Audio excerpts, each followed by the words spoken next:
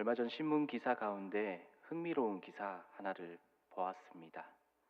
20, 30대 청년층이 한국에서 정착하기보다는 해외로 나가는 것을 선호하고 그 수가 점점 더 많아지고 있다라는 기사의 내용이었습니다.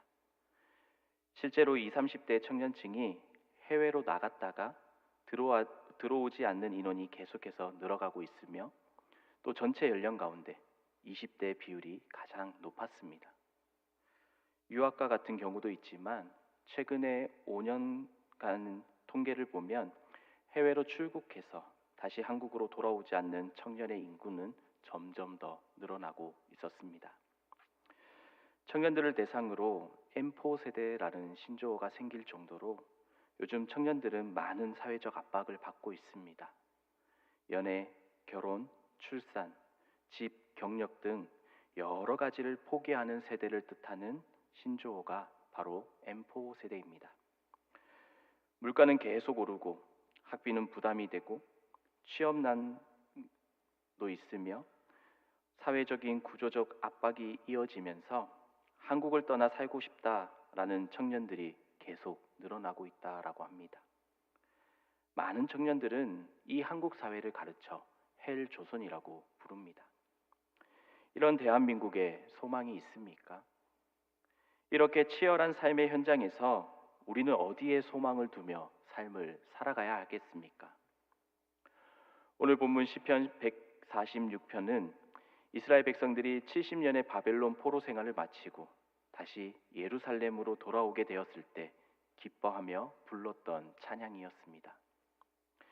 이스라엘 백성들은 바벨론 포로 생활을 마치고 예루살렘으로 돌아오면서 미래에 대한 꿈과 소망으로 가득 차 있었습니다.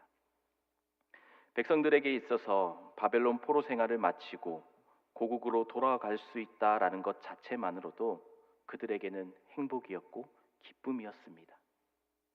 자신들이 예루살렘으로 돌아가게 되면 무너진 성전과 성벽을 재건하고 다시 하나님만을 바라보며 하나님의 선민으로서 하나님의 말씀을 따라 이제 하나님만을 바라보며 살겠다라고 그렇게 생각했습니다. 바벨론 포로 이전에 이스라엘 백성들은 하나님을 떠나서 우상 숭배하며 하나님께 죄를 짓고 하나님을 떠난 삶을 살았습니다. 그런 이스라엘 백성들을 하나님께서는 징계하셔서 바벨론과 전쟁을 통해서 패배하게 하십니다.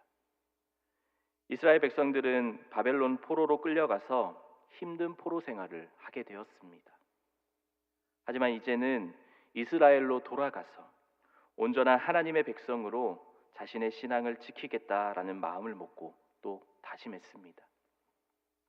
사람들은 잃어버린 뒤에 소중함을 깨닫게 됩니다. 병들고 나서 또 고생하고 나서 하나님 앞에 돌아오게 됩니다.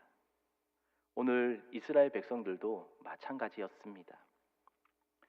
막상 이스라엘 백성들이 예루살렘에 도착했을 때 예전에 자신들이 살던 예루살렘의 모습이 아니었습니다. 이미 사마리아 지역에 살고 있던 이방인들이 예루살렘으로 들어와서 정착하여서 그렇게 살고 있었습니다. 그들은 이스라엘 백성들이 돌아오는 것을 환영하지 않았습니다. 또한 예루살렘 성전과 성벽을 재건하는 것을 허락하지 않았습니다. 그래서 이스라엘 백성들을 방해하고 계속해서 모함하기 시작했습니다. 예루살렘 지역에 살고 있던 이방인들은 페르시아 제국의 고위 관리들에게 뇌물을 주며 이스라엘 백성들이 성벽 재건을 건축하는 것을 방해했습니다. 또한 이 성전과 성벽을 재건하면 이스라엘 백성들이 반역할 것이고 세금을 거부할 것이라고 그렇게 페르시아 제국의 왕이었던 아닥사스 왕에게 그렇게 이야기합니다. 그 결과 예루살렘 성벽 재건 공사는 중지하라는 명령이 떨어졌습니다. 이스라엘 땅에 정착하여 살고 있던 이방인들은 이때가 기회다라고 생각을 하면서 예루살렘의 성전과 성벽을 부쉈습니다. 그리고 불을 질렀습니다. 그 모습을 이스라엘 백성들이 지켜보면서 그냥 포기할 수밖에 없었습니다. 그들에게 뇌물을 줄 수 있는 돈도 없었고 힘을 써줄 만한 권력을 가진 그런 사람도 없었습니다. 그렇다고 그들과 맞서 싸울 수도 없었습니다. 이스라엘 백성들은 절망하고 낙심했습니다. 이 나라의 운명이 어떻게 될 것인가? 하나님과 우리의 관계는 어떻게 될 것인가? 그렇게 불안과 두려움 가운데 있었습니다. 이때 오늘 본문 말씀의 시인은 이스라엘 백성들에게 이야기하고 있습니다. 너희는 하나님의 은혜를 기억해라. 도울 사람이 없다고 낙심하지 말라. 야곱의 하나님, 이스라엘 하나님만을 의지하고 하나님께 소망을 두라. 그러면 하나님께서 너희를 도와주셔서 환난 날에 구원해 주시고 축복해 주신다라면서 백성들에게 전했습니다. 이 말을 들은 이스라엘 백성들은 하나님께 소망을 두었습니다. 하나님께서는 기원전 444년 페르시아 고위 관리였던 유대인 느헤미야를 통해 기적적으로 성벽을 재건할 수 있도록 하셨습니다. 소망을 가진 사람에게는 그 소망이 반드시 성취되는 것을 우리가 볼 수 있습니다. 그렇다면 소망이란 무엇입니까? 요한복음 5장 말씀을 보면 우리가 생각하는 소망에 대해 말씀하고 있습니다. 요한복음 5장에는 베데스다라는 연못이 등장합니다. 이 연못은 예루살렘의 양문 곁에 있던 못이었습니다. 그곳에는 5채의 행각이 지어져 있고 그 행각 안에는 그야말로 병원 중환자실을 방불케 하는 그런 많은 사람들이 있었습니다. 행각 안에는 소경들, 다리 저는 사람들, 손발을 쓸 수 없는 사람들과 같이 중환자들이 자리 잡고 있었습니다. 오랜 시간 질병과 고통에 몸부림치면서 목숨을 연명해 가던 사람들이었습니다. 그들은 한결같이 이 베데스다 연못을 바라보고 있었습니다. 그들은 베데스다 연못의 물이 움직이기를 기다리고 있었습니다. 힘겹게 누워있던 사람들이 일단 물이 움직이기 시작하면 전혀 다른 사람들로 변하기 시작했습니다. 먼저 연못을 들어가기 위해서 뛰어가고 뒤에서 옷을 잡아 끌어내리고 다리를 잡고 늘어지고 쓰러진 사람을 밟고 지나갑니다. 완전히 아수라장이 되어버렸습니다. 베데스다 연못가에 있던 사람들의 소망은 무엇이었습니까? 그들에게 있어서 오로지 물에 움직이는 것이 그들의 삶의 소망이었습니다. 매일같이 무기력한 삶을 살아가고 있지만 그들이 한번 움직일 수 있는 힘을 내보는 것이 바로 물의 움직임이었습니다. 물의 움직임, 그것이 그들의 소망이었습니다. 그런데 그들의 소망이 그들의 삶의 문제를 해결해 주었습니까? 그렇지 않습니다. 그러므로 우리의 삶 속에서 무엇을 소망하며 사는가? 이 문제는 너무나도 중요합니다. 삶의 문제를 근본적으로 해결해 주어야 할 것을 소망으로 우리가 삼지 않으면 우리의 소망은 헛된 소망이 될 수밖에 없습니다. 오늘 본문 3절에서 5절까지 말씀을 다시 한번 우리가 살펴보면 귀인들을 의지하지 말며 도울 힘 없는 인생도 의지하지 말지니 그의 호흡이 끊어지면 흙으로 돌아가서 그날에 그의 생각이 소멸하리로다. 야곱의 하나님을 자기의 도움으로 삼으며 여호와 자기 하나님에게 자기의 소망을 두는 자는 복이 있도다라고 말씀하고 있습니다. 사랑하는 성도 여러분, 우리의 삶 가운데 어떤 일이 생기면 그 일을 해결하기 위해서 이런저런 방법을 우리가 생각하게 됩니다. 그 중에 제일 먼저 하는 방법이 무엇이 있겠습니까? 우리 주변에서 그 문제를 해결할 수 있는 사람을 찾고 의지하려고 합니다. 사람은 본능 속에서 누군가를 의지하고자 하는 마음이 있습니다. 그러나 성경은 현재를 바라보지 말고 미래를 바라보라고 말씀하고 있습니다. 히브리서 11장 13절 말씀 보면 이 사람들은 다 믿음을 따라 죽었으며 약속을 받지 못하였으되 그것들을 멀리 보고 환영하며 또 땅에서는 외국인과 나그네임을 증언하였으니라고 말씀하고 있습니다. 여기에서 이 사람들은 누구입니까?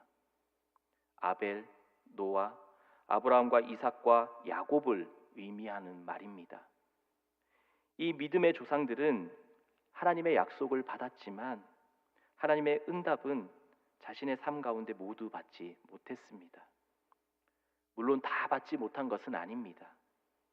그들의 삶 가운데 하나님께서는 이루어 주실 것은 다 이루어 주셨습니다.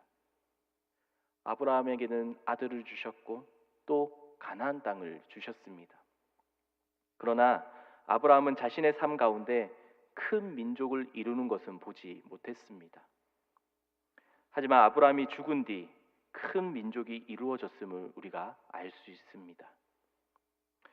하나님께서는 삶 가운데 꿈과 그리고 먼 훗날의 소망을 주셨습니다.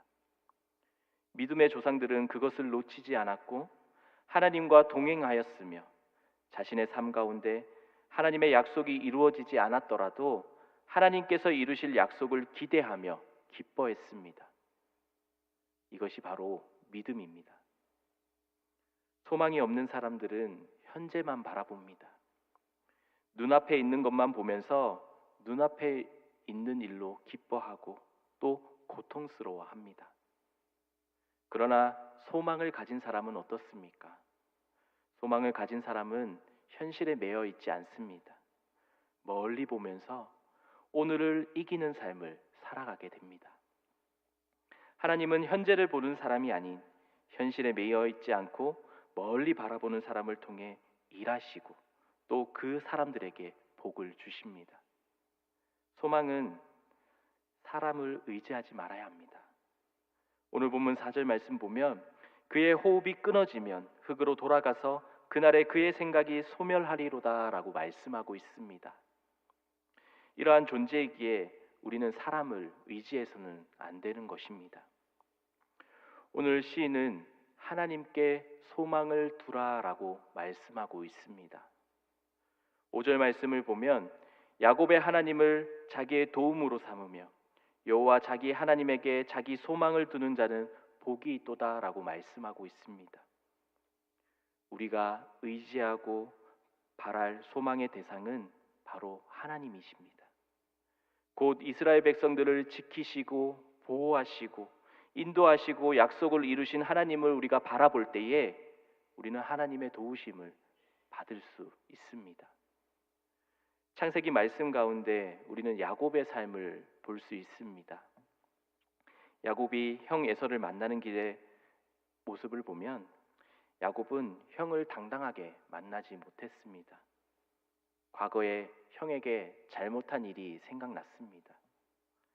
형 또한 400명의 사람들을 거느리고 이 야곱을 만나러 온다라는 소식을 들었습니다. 야곱은 자신의 소유 가운데 형의 것을 먼저 보냈습니다. 그리고 혼자 야복나루에 앉아서 밤새도록 하나님의 사자와 씨름하였습니다.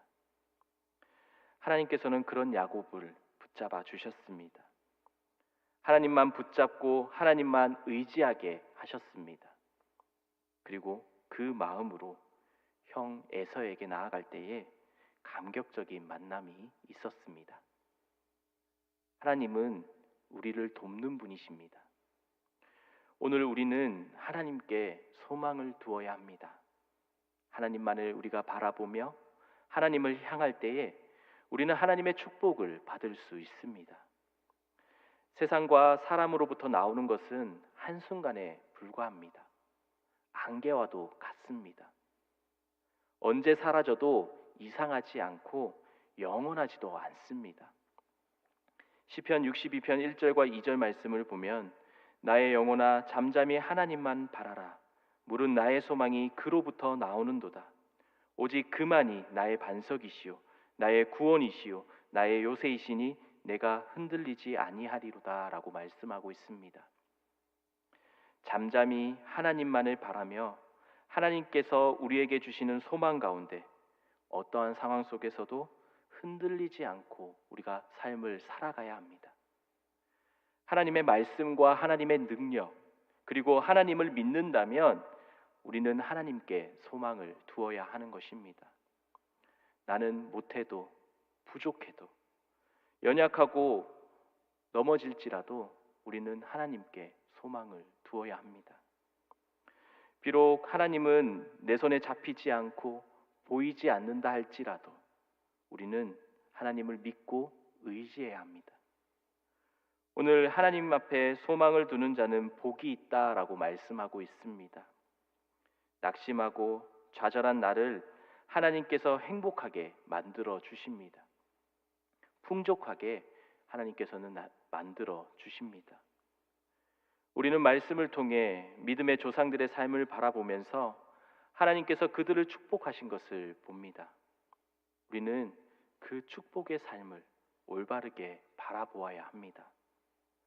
다윗은 시편 37편 9절 말씀을 보면 진실로 악을 행하는 자들은 끊어질 것이나 여호와를 소망하는 자들은 땅을 차지하리로다 라고 말씀하고 있습니다. 하나님을 의지하는 사람, 하나님께 순종하는 사람, 충성하는 사람에게는 하나님께서 땅의 축복을 주신다라고 말씀하셨습니다. 여러분들도 절망 가운데 삶을 살아가지 말고 이제 하나님께서 나와 하나님의 말씀과 소망을 마음속에 간직하시기 바랍니다. 또한 예레미야 29장 11절 말씀을 보면 너희를 향한 나의 생각은 내가 안하니 평안이요 재앙이 아니니라. 너희에게 미래와 희망을 주는 것이니라 라고 말씀하고 있습니다. 하나님께서는 우리에게 소망을 주시기를 원하십니다. 기도를 통해 소망을 주시고 찬송을 통해 소망을 주시며 말씀을 통해 우리에게 소망을 주십니다. 하지만 우리의 생각과 마음속에 넘치게 채워 주십니다. 우리는 믿음으로 하나님께서 주시는 그 소망을 받아들여야 합니다. 디모데전서 6장 17절 말씀 보면 내가 이 세대에서 부한 자들을 명하여 마음을 높이지 말고 정함이 없는 재물에 소망을 두지 말고 라고 말씀하고 있습니다. 오늘날 사람들은 돈과 명예에 소망을 둡니다. 돈이 많으면 소망이 많은 것 같고 돈이 없으면 소망이 없다라고 이야기를 합니다. 그러나 성경은 돈에는 정함이 없다라고 말씀하고 있습니다. 재물, 돈은 소망이 없습니다. 그냥 돌고 도는 것입니다. 우리는 이 재물에 소망을 두지 마시기 바랍니다. 오늘날 재물에 소망을 두어서 낙심하고 절망하는 사람들이 얼마나 많이 있습니까? 우리의 소망은 하나님께만 있습니다. 만복의 근원 되시는 하나님, 그 하나님께서 풍족하게 하시고 채우시는 그 하나님을 바라보면서 그 하나님 앞에 소망을 두시기 바랍니다. 그러면 하나님께서 우리의 필요를 채워주십니다. 우리들 또한 하나님께 소망을 두며 삶을 살아간다면 하나님 보시기에 선한 일을 하며 하나님께 영광을 돌리며 충성되고 헌신된 삶을 살아갈 수 있습니다. 우리의 마음 가운데에 계속해서 소망이 샘솟는 사람은 진정으로 축복을 받은 사람입니다. 하나님을 믿고 의지하는 사람은 그 안에 소망이 샘솟는 듯 합니다. 왜냐하면 믿는 사람들의 소망은 하나님께만 두기에 그렇습니다. 우리는 소망을 하나님 앞에 두어야 합니다. 러시아의 작가 톨스토이는 인간은 하나님을 믿을 때 행복하게 된다라는 말을 했습니다. 하나님을 모르는 인생이 행복을 찾는다라는 것은 넓은 백사장에서 바늘을 찾는 것과도 같습니다.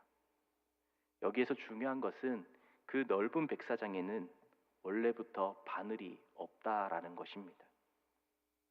바늘이 있을 것이라고 생각하고 그것을 찾고 있는 것이지 백사장에는 바늘이 없습니다. 마찬가지로 이 세상에는 행복이 없습니다.